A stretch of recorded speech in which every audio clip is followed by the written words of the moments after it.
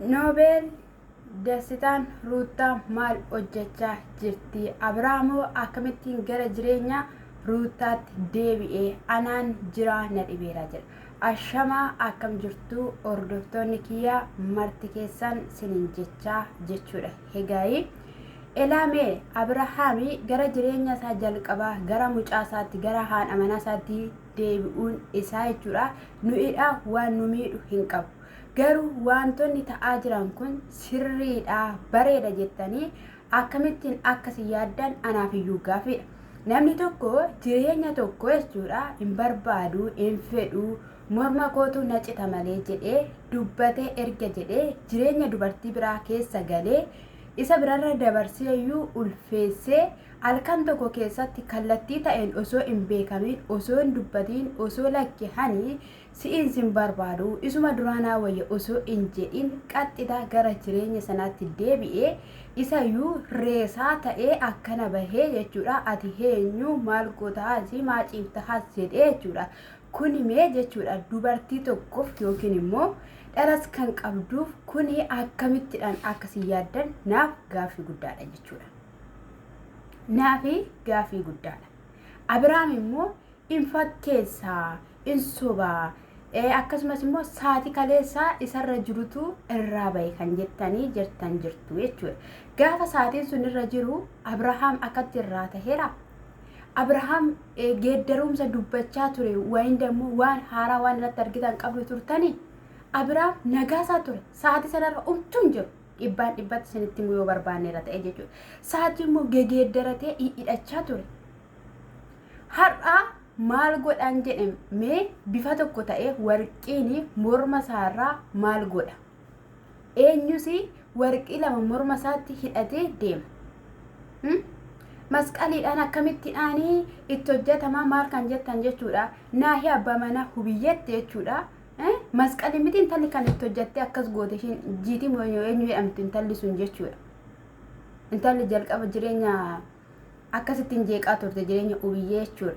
Meesa kanaaf iyyuu maalidha meesiin kanii waan margita waan mantaan ofii keessanii haasoftan jechuudha. Warri koomentii hin taane barreessitan immoo as jala deemtanii jechuudha. Gala siniin rimuufii godha osoo hin taane barreeffama sin barreessitan rimuufiin godha. Ani keeritti sin dabaluu dadhiisee baroota lakkoofsiseera. Murtoo koon beeka, hojii koo beeka, kaayyoo koo beeka jechuudha. Sinitti miidhamiti akkamittiidhaan akkanan yuutuubii hojjedhu yookiin immoo akka eenyuyyuu akka nama viidiyoo hojjechaa jiru kanatti akka hin hojjenne jechuudha. Dhibbaan dhibbana nama quba koshaniinis nan farrama barbaannaan jechuudha. Hin hojjettan akkanattiidhaan akkana nama hojjechaa jirutti jechuudha. Kanaaf immoo mul'ata koorraa duubatti na deebisuus abadan hin dandeessan. Abadan dhugaan siniin jedhe jechuudha. Inni dammoo qamaacaa kee qibaatii dibadhuuti gadi qabi. Gadi hin qabu maal si dhibe? Ofii keetti shaati si argeera akkoo si jala seenee piroofaayilii kee jala seeneeti si argeera. Shaashoo ofitti xamaxxamtee kan jirtu si'idha ishii. Ani nan beektu jechuudha. Akkaatuutti fayyadameen viidiyoo hojjedhee yeroo baay'ee sitti mee jira. Hanga sanatti iyyuu jechuudha. Of hedduudha. Shamarree biyya harabaa yoo taates immoo of hedduudha. Dhiqattuudha. Amma ishii danda'ametti jechuudha.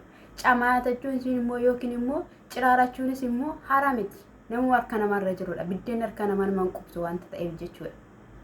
Hennaa isa kana isin jechuu barbaadaan intala abbaa gadaa intala Oromooti. Eshi inna beeka kaayyoo koo, beeka karoora koo, beeka gaa'ila koo, maali koo beeka? Malee gaa'ila bukaa miti. Mee Abrahaamii amma nagaadha jettan. Nagaadha. Abrahaam sirriidha. Isa yoo gadi dhiisuun barbaadu akkasitti lixxiffe goote kun mastafaa qara. Jaalattanis jibbitanis mastafaa qara. Mastafaa qara. Isa biraanis immoo mee sababa ruutaatiin torbee kana keessa lubbuun namaa akka bahee beektu moo hin beektan? Lubbuun namaa akka darbee beektu moo hin beektan? Amma barbaadde cubbuu hojjettu, amma barbaadde dogoggoraa hojjettu ermeellaan jechuudha. Akkamittiin du'a dhala namaatti, du'a ilmoo namaa ermeellaan beektee yoo jireenya kana keessatti galte dhalli garaa ermeessaa dhallaa keessa ture hiika maal beeka? Maal beeka? Sijjamma rokko reefuu ji'aadha. Ji'a jechuun corqaa jechuudha. Asheenni gaafa daraaree midhaan buufachuu barbaadu corqaadha. Yoo sin harkaan qabatan jiidhaadha. Bashaqqeedha. Akkasuma ishiinis yeroo sana lafaan of reebaa turte wanta ta'eef marmaashii keessaa suni bayra ta'uu danda'a hin beekan isa dhugaa dubbachuuf waa malees immoo ijoolleen akkatti hin bu'aan jiranii jechuudha. Maaliyyuu haa ta'u eshi gara shittaa deemu garuu dhalli suni baduun qabu ture. Baduun qabu isa dhugaan siniin jedhe jechuudha. Kuni cubbuu guddaa dogoggora guddaa hojjette Ruuttaan. Baay'ee balleessaa guddaa hojjette. Gaarii hojjette isinitti fakkaatiin. Yoo nama ofirra ciibsu ta'e yookiin immoo yoo dhala biraa guddisuu ta'eera ta'e dhalteen guddisture ishii akka daa'imatti immoo ofirra ciibsaadhame kan ishiin jirtu sossobaadha kan ishiin jirtu waan hundumaa yoo ofishiitiif hime kan gochaafii jirtu jechuun hin danda'ama. Siras sinin gaddisiisu namni kun nageenyi nama kanaa sinin gaddisiisu nageenyi ilma namaa sinin gaddisiisu namni tokko jechuudha jinni dharraa ta'ee hidhamee gaafa jedhu sinin gaddisiisu. Akkamitti yaadu ani yeroo biyya Harabaatii galee ji'a lama minaamin akkasidha jechuudha. Na galee ji'a lama akkaabitti nama maraatee yookiin immoo deesse guyyaa sadiitti maraateetuma fooxaadhuma wayitiin xaqallalanii too waaldaan boofidan. Achi ani qidaamee sammuu nama faana wal mormaa ture jechuudha. Achi mana wayii jara ture wal mormaa ture. Achi booda otuma sii darbee maal gootaa naan jedhe ture jechuudha. Na durbiin koo jechuudha. Ani waan biraa miti yiitoon hiyyeessa gargari baay'inatti tolan jedhaniin ture jechuudha. Kaza akkasitti fidanii too dhufanii gaafa fidanii dhufanii namni waaqeffan jin ishiin silaa jinniidhaan qabamtee jetti. Namni waaqeffan mucaara calqiin tokko hin jiru abbaa manaa rukutti. Maaliif gaalli sana akka diigamuuf irratti hojjetame jechuudha. Abbaa manaa rukutti. Wanti ishiin haasoftu yeroo tokko tokkommoo jechuudha amala seexanaa keessaa jechuudha sirrii haasofti. Sirrii qaxxi goote jechuudha. Raajitti jechuudha maal jetti suurri mana keessa jira maaltu mana kee keessa jira koruu suurri kee akkuma mana koo keessa jira lakkoofsi bilbilaa kee suura kee irra jira mana jettiin jechuudha. Garreen medheen namni siyaafayisu jechaanii gara ishii ilaalaa baay'ee gaddaafi ture jechuudha namni jechuudha. Achi booddee nuti wal gargaarree achitti isa guyyaa qidaamee sana egaa dubbanne sana wal gargaarree huccuus binnee fi manni keenyas naannoo sanadha.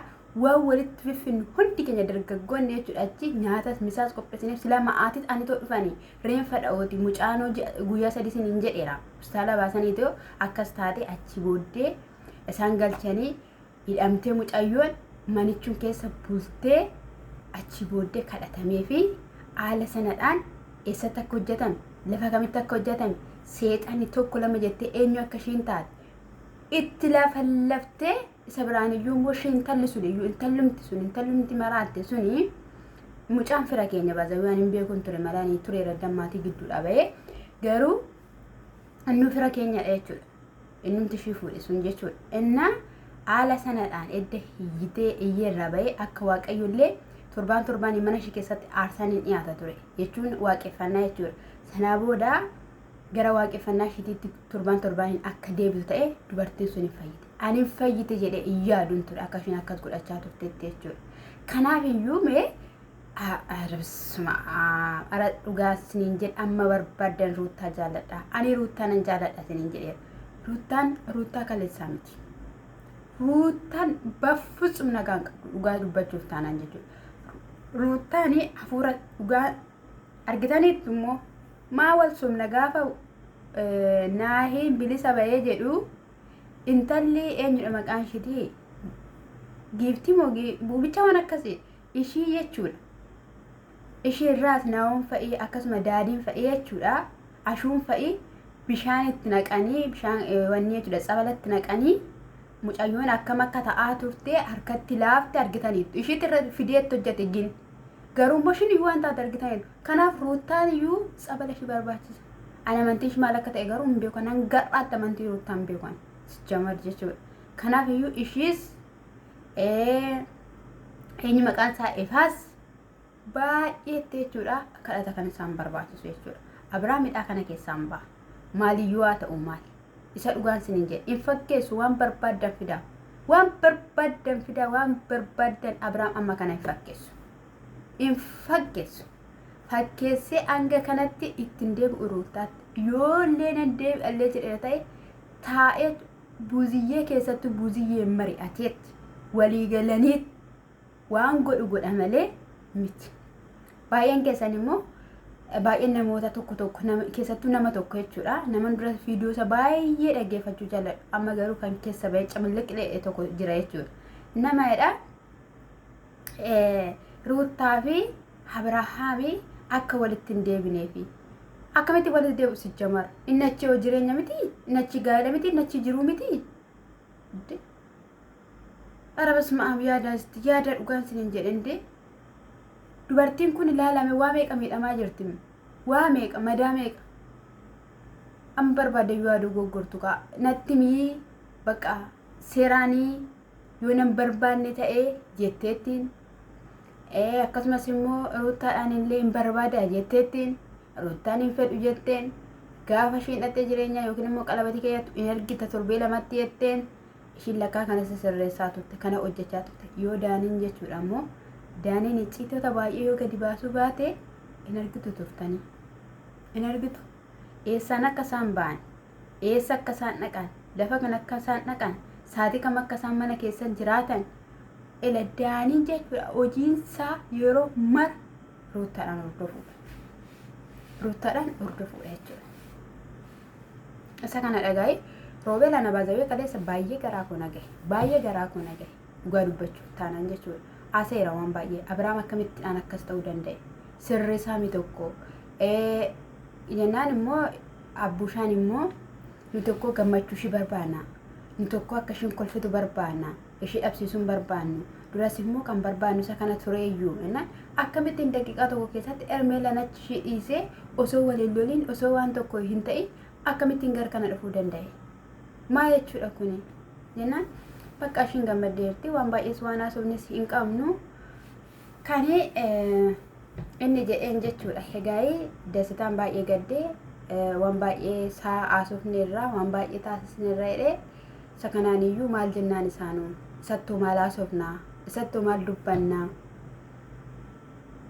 kanaafiyyuu kun nama keenyadha waan ta'eef dhabuun barbaannu akka dhabnu hin fedhuhanii jedhee jechuudha isa kanaafuu waan ta'u walumaan ilaalla baazabee viidiyoonni kan tutturanidha hawaasatti miti kan nuuf gagallakkifamaa jiru wanti isin beekuu qabdanii haala mimmijeessanii waan baay'ee sisirreessan jala jalaan kan gagallakkifamaa jiru wanta ta'eefi hunduma caala garuu kan nama gaddisiisu ijoollee sana lamaanidha ruuttaan itti yaaddee gooteetti efaanis waan ta'e ta'eera waan ta'eefi waanum gochaa jiraniyyuu waliin beekan waanum hojjechaa jiraniyyuu waan tokkittiyyuu hin beekan jechuudha isa dhugaa dubbachuudhaaf taanaanii erga nama kana abbaa manaa koo barbaade edda nama kana abbaa manaa koo jaaladhe edda nama kana boruu na barbaachisa ergan jedhee dura maaliifaan waan hin taane keessa galcha dura maaliifaan isa faana xiiqii qabadha inde si jamara koo ruuttaan gaafa Abrahaam faana xiqqoo shi wal lolte baatee dhiira biraa fiddi baatee dhiira biraa faana akka barbaadde taati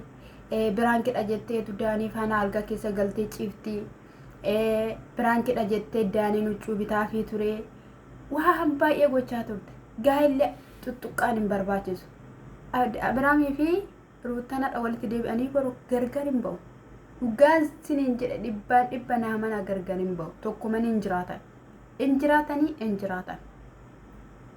gaa'illi nama tuttuqamuu jalqabnaan suuta keessa lolli nuumamaa suuta keessa lolli nuumamaa isa gidduudhaan namoonni gidduu jiru ilaalamee saba gidduu jiru ilaalamee dhaloota gidduu jiran gaa'ila isaanii gidduu anga kan hin qabne madaalli kan hin qabne asbaanii waa'ee ruuttaa waa'ee Abrahaam waa'ee gaa'ila isaanii injeeqinii ati ejjaadhaa ati sagaagalaadhaa ati maalidhaa Abrahaam akkoo sababa ruuttaatiin ruuttaan isa dhaga'uu dhabuu isaatiin ermeellaa faana ta'e ermeellaa faana immoo kan ta'e qaxxedhe miti akka ruuttaan amma deeffattetti qaxxedhe guyyaa tokko miti suuta keessadha eengada miti kan gaaffii jaalalaa ishii deebiseef dura kun izimuma jedhee bakka callume dhekoo wajjin hin jiraachaa ture si jamarra immoo Abrahaam gaafa isheen akkasitti irratti hojjattee kutaa jiraatti dhaqee dhiifama gaafate akkuma ermeellaan akkuma hiriyaatti viidiyoodhuma wajjin waraabduudhaaf ture malee saayii umaa gaa'ilaaf hin turre